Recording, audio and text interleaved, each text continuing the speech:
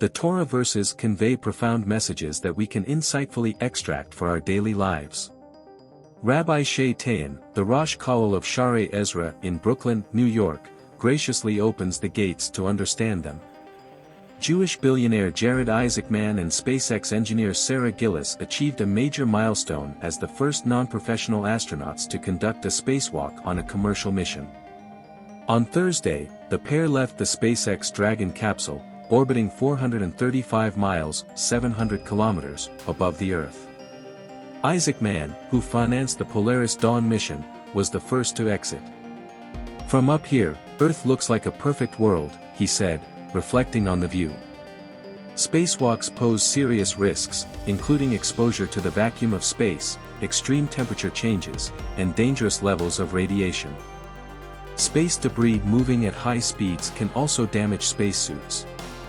Additionally, astronauts face the threat of decompression sickness and life support system failures, all while working in a physically demanding environment. Many who read about this journey may feel a sense of envy, knowing they will never be able to afford such a thrilling experience. Since this challenge was undertaken by a Jewish individual, some might even feel an added reason to admire such a figure. In response, they may look for more affordable yet risky alternatives, seeking similar excitement in dangerous but accessible activities. We would like to explore how the Torah views engaging in such adventures. This article will not focus solely on space travel but will also consider other high-risk activities like skydiving, mountain climbing, big wave surfing, cave diving, hang gliding, and even less dangerous pursuits such as helicopter tours or skiing in risky areas. This also extends to activities like riding motorcycles and electric scooters, which carry inherent dangers. Much of our youth are seeking greater thrills, finding that traditional activities like roller coasters at amusement parks or ice skating no longer satisfy their desire for excitement. The growing urge to visit risky places is a real concern, one that the Torah itself warns against. The Torah is a set of mitzvot, commandments, and averot, prohibitions. It doesn't typically comment on matters outside these categories, yet interestingly, it strongly emphasizes the importance of avoiding danger. In fact, the Torah uses even stricter language regarding safety than it does for sins, stating, "You shall guard your soul very much." Chazal explained that the obligation to avoid danger is treated more seriously than the obligation to avoid sin.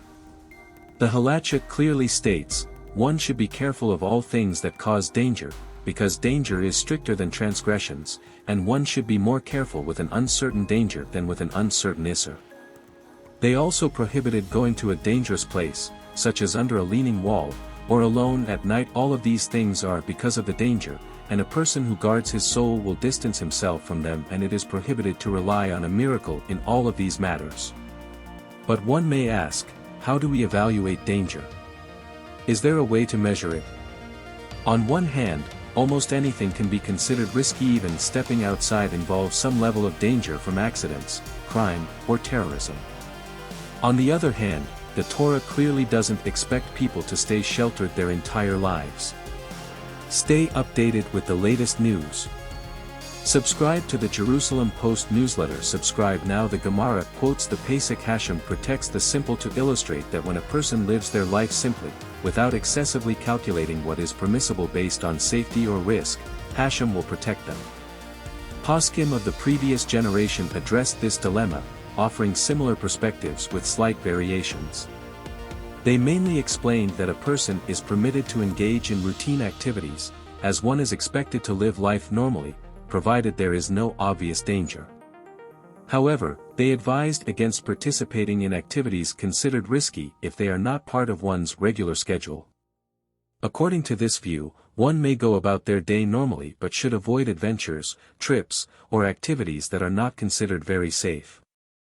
The definition of safe is shaped by what society considers dangerous or acceptable. Take smoking, for example.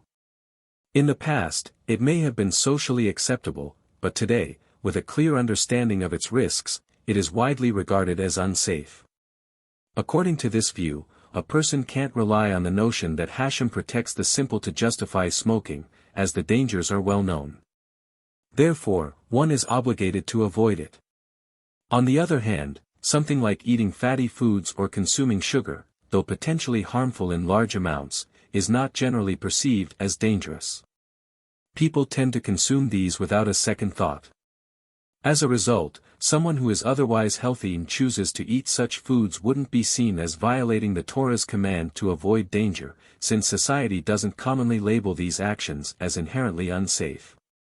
It's interesting to note that, a generation ago, smoking was not considered unsafe and was extremely common. As a result, Rav Moshe Feinstein and Chacham Avadia Yosef applied the same logic we discussed, but in reverse, to permit smoking at that time. Accordingly, engaging in the activities mentioned above, especially spacewalking, is prohibited as they are widely recognized as risky. Moreover, people often pursue such activities precisely because of the risk involved, seeking the thrill that comes from engaging in dangerous endeavors. For example, the current trend of taking selfies at high altitudes or on the edge of buildings is driven by the allure of danger, as individuals aim to garner likes and followers on social media by showcasing their risky behavior. This article was written in cooperation with Shuvah Israel.